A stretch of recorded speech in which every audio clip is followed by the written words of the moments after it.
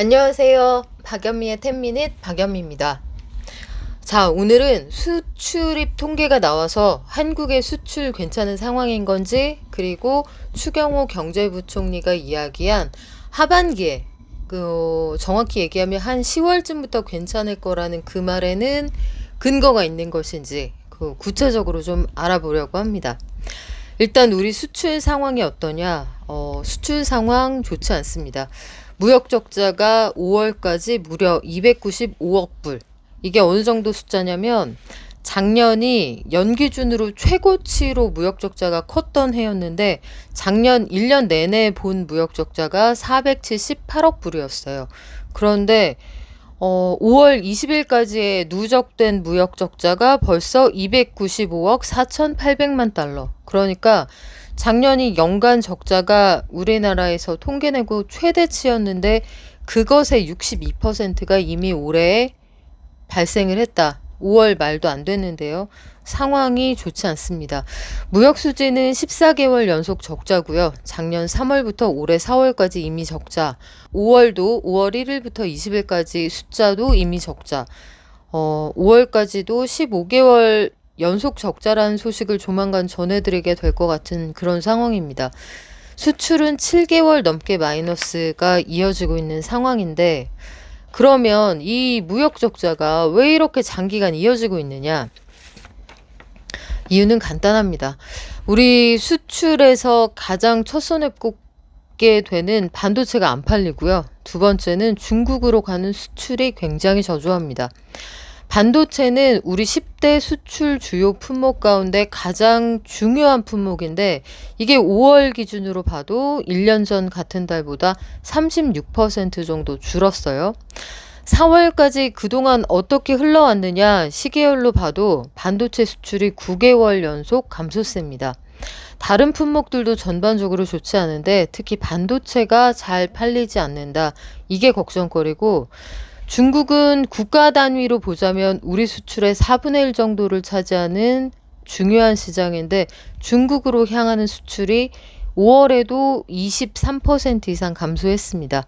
그리고 역시 11개월 연속 대중 수출은 감소하고 있습니다. 반도체 안 팔리고 중국으로 가는 수출 안 되고 이 두 가지가 해결이 안 되면 우리 무역 적자가 해결이 안 된다. 이렇게 볼 수가 있겠죠. 이런 상황 속에서 중국이랑 우리의 관계가 어떻게 될 것이냐. 중국이 우리나라하고 관계에서 그동안 수입 특화, 수출 특화 이렇게 분류해 놓은 품목들이 있어요. 수입 특화가 뭐냐면 우리가 그동안 최근 10년 동안 중국하고 무역하면서 이거는 저희 중국이 잘 만들어서 대부분 우리가 수입에 의존했다. 그런 품목들이 10년 전에는 773개였는데 이게 918개가 됐습니다. 반면에 우리가 수출을 잘한다. 중국과의 무역에서 이거는 거의 우리가 수출을 한다 했던 품목은 395개에서 267개로 많이 줄어들었죠. 한국의 가장 큰 수출 시장이었던 중국이 이제 대표적인 수입 주도의 시장으로 변했다. 10년 사이에 중국이 한국을 바싹 추격해 오기도 했고 우리가 주력으로 판매해왔던 반도체 같은 것들 중국이 잘 안 사가게 됐다. 여기에는 미중 간의 갈등도 분명히 작용을 했을 겁니다. 이런 제재의 일환으로서 나타난 게 중국의 미국 반도체 회사 마이크론에 대한 제재인데요. 마이크론에 대한 제재는 지난 주말, 그러니까 이 녹화를 하고 있는 5월 22일 기준으로 지난 20일, 21일 그 사이에 결정이 된 내용입니다. 중국이 국가안보법과 사이버보안법을 근거로 들어서 중국의 마이크론 반도체가 네트워크 보안 문제가 발견돼서 중국의 안보심사를 통과하지 못했다. 그러니까 중국 이 통신장비 업체들 마이크론 반도체 사주지 말아라 이런 결정을 내렸습니다. 이거 어디서 들어본 얘기 같죠? 2019년에 미국이 화웨이 장비에 백도어가 있어서 사실상 스파이 역할을 하니까 이 정보 빼가는 그런 통로가 되니까 화웨이 장비 사주지 말아라 했을 때랑 똑같은 이유를 들었습니다. 예상이 되었던 그런 결과이기는 한데 보통 이런 상황이 되면 이 글로벌 3등 메모리 업체 마이크론이 타격을 받는다. 1등 삼성, 2등 하이닉스가 조용히 웃는단 말이죠. 그런데 이번에는 그렇게 쉽게 넘어갈 수 있는 사항은 아닌 것 같습니다. 저희가 진작에도 전해드린 적이 있었지만 마이크론이 중국에서 장사 못하게 될 가능성을 미국 정부가 염두에 두고 설사 그런 상황이 벌어져도 삼성이나 하이닉스가 여기에서 반사이익 보지 말아라. 추가로 중국에 물량 갖다 팔지 말아라. 이렇게 엄포를 놓은 게 이미 3, 4월의 상황이잖아요. 다만 단기적으로는 이게 뭐 기존에 중국에서 수주를 한 물량인지 마이크론의 대체 물량인지 모를 테니까 단기적으로는 좀 수혜를 볼 수 있을 것 같은데 중장기적으로 미국이 이걸 놔둘 것이냐 이거는 장담할 수가 없는 상황입니다. 일단 마이크론 자체도 중국 시장을 잃어버림으로써 굉장히 타격이 클 것 같은데요. 마이크론이 중국 본토에 판매하는 게 마이크론이 생산하는 전체 반도체의 약 11%, 금액으로 치면 연간 4조 원이 넘고요.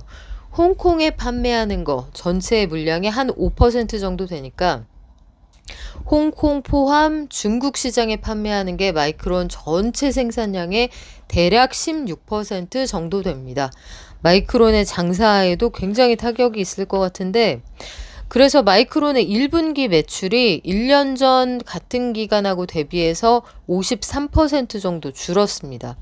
마이크론은 메모리 기준으로 글로벌 시장에서 마켓쉐어 23%, 삼성 하이닉스에 이어서 글로벌 3등 회사고요.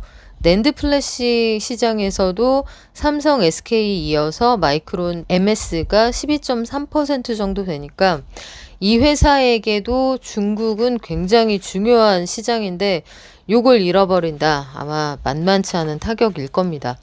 뿐만 아니라 미국의 반도체 회사들이 가지고 있는 중국 내 MS가 굉장히 크거든요. 마이크론은 앞서 말씀을 드렸고 퀄컴은 64%. 물론 이번에 중국 정부가 내린 그 반도체 구매 제한이 아직까지 모바일에는 적용이 되지 않는 상황입니다만 앞으로 어느 정도로 범위와 강도를 확대해 나갈지 이거 좀 지켜봐야겠고요. 브로드컴이 35%, 인텔이 27%, 엔비디아가 21%. 미국 회사도 미국이 중국하고 사이가 나빠지면 장사하기가 점점 힘들어지는 거예요. 앞으로 어떻게 될 거냐. 일단 반도체 회사들도 굉장히 이 머리를 싸매고 고민들을 하는 중입니다. 우리 입장에서는 일단 그냥 미중 간의 반도체 뿐만 아니라 이 힘겨루기 하는 건 이제 변수가 아니죠. 상수로 둔 상황에서 글로벌 수요, 단가 이런 게 어떻게 될 거냐 그냥 그것만 논다고 보면 낸드이든 아니면 그 메모리이든 아이 언제까지 수요가 줄어들 거냐 단가 줄어드는 거 수요 줄어드는 것도 한계가 있다 해서 D램 가격이 작년 1, 2, 3, 4월에 3.4불까지 갔던 게 올해 4월 기준으로는 1.4불까지 떨어졌으니까 요거 이제 하반기 들어서는 좀 올라갈 거다 이런 전망이 있고요. 낸드 가격도 작년 1월부터 5월까지 4.8불까지 갔던 게 올해 4월에 보니까 한 3.8불까지 내려왔더라고요. 이제 바닥 찍고 올라갈 거다. 감산하고 공급이 줄어들고 이러면 가격 올라가지 않겠느냐. 하반기에 가격 회복 전망이 좀 있고요. 그동안 공급이 초과돼 있다. 재고가 역대급으로 쌓여 있다. 이런 얘기 많았는데 D램 공급 초과율이 상반기까지는 다 양수인데 하반기 들어서 3분기부터는 음수로 돌아섭니다. 그러니까 재고가 줄어든다는 얘기죠. 3Q부터는 D램은 마이너스 5% 가까이, 낸드는 3Q부터 마이너스 1% 이상이니까 안 사고 배겨? 필요하면 추가로 사야지. 그러니까 공책 10권 사가지고 초등학교 6년 내내 버틸 수 있어. 이런 시장 전망이 나오고 있어요. 그러니까 반도체 관련해서는 업황이 조금 나아질 테니 추경호 부총리가 이야기하는 10월부터 무역 적자 나아진다. 이건 반도체가 살아날 거다. 이런 기대감에 따른 것인데 저는 동의합니다. 반도체가 하반기에 분명히 나아질 거다. 동의하는데 문제는 오히려 그쪽이 아닌 것 같아요. 지난 주말에 제가 이제 가장 걱정하면서 봤던 뉴스는 뭐 물론 미국의 페이크일 수도 있고 마이크론이 얻어맞으니까 이 자국용, 그러니까 대미 메시지일 수도 충분히 있겠습니다만 중국과의 관계 개선이 머지않았다 이런 메시지가 나오더라고요. 바이든 대통령이